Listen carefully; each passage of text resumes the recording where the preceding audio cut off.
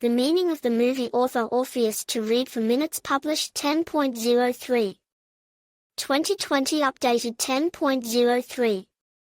2020, The Story of O, is an erotic experiment from director Justa Jacquin. The picture was released in 1975 and, accordingly, received an age restriction of 18+. If we briefly describe the plot and the main idea of the work, this is a movie about hidden desires, about the ability to love without abandon. The meaning of the title of the movie, The Story of O, in this case, the O, is not a preposition, but the name of the main character. Or rather, the first letter of her name.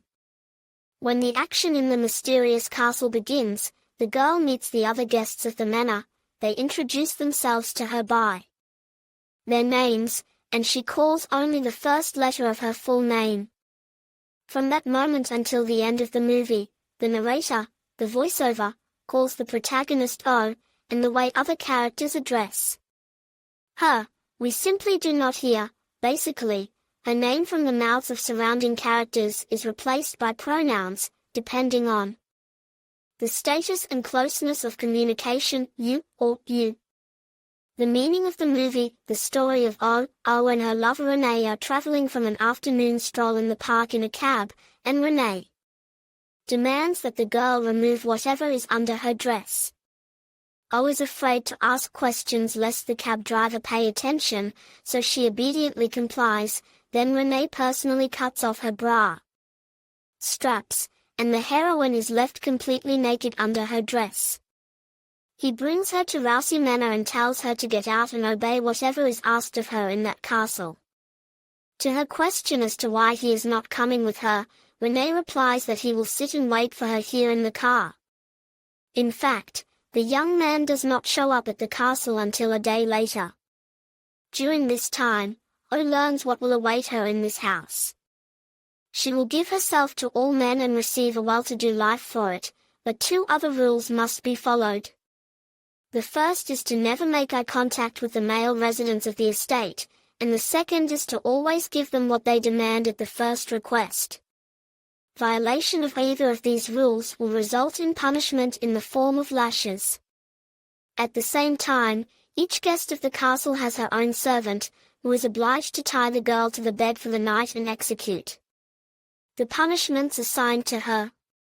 When Renee shows up at O's house, he explains to her that any man can now take her except himself.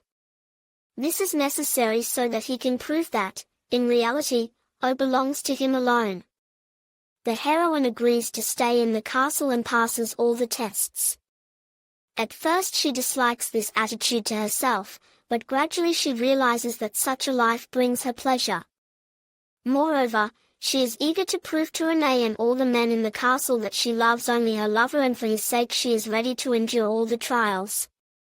After 4 years, O returns home with Renee, as she has been able to show her affection and love for the only man in her life. But the story does not end there. After a week of staying at home, Renee brings the girl to meet Mr. Stephen. The girl does not understand why Renee continues to demand from her proof of love and affection. After all, she has been through so much that he could be sure of her submission, but still O continues to obey all the whims of her lover. Mr. Stephen declares that if O belongs and obeys Renee, she belongs to him as well. If the girl wants to be with her lover, she needs to prove her affection to this gentleman as well.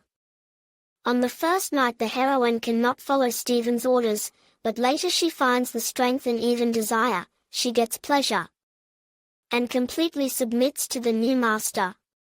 Finally, O realizes that meeting Renee, her unrequited love for him, all the ordeals she has endured at the castle, and demanding more and more proof of affection from Renee is a long road to the one she truly loves.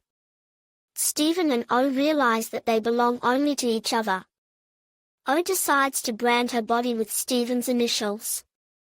The meaning of the movie's finale.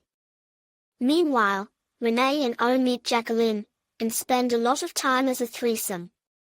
Stephen once tells O that Renee is unrequitedly in love with a third girl, and if the protagonist wants to resolve this love net She needs to take possession of Jacqueline's body and soul, taking her, as Renee once did with O, to the castle of Rorsey. Then Jacqueline will be trained and will be able to love Renee, and O and Stephen can be together. Besides, Stephen will not feel indebted to Renee. O agrees. One of the last scenes of the movie is the protagonist bringing the lovelorn Jacqueline to the castle, sending her inside and telling her that she will wait for her here, just like Renee did at the beginning of the story. Admin.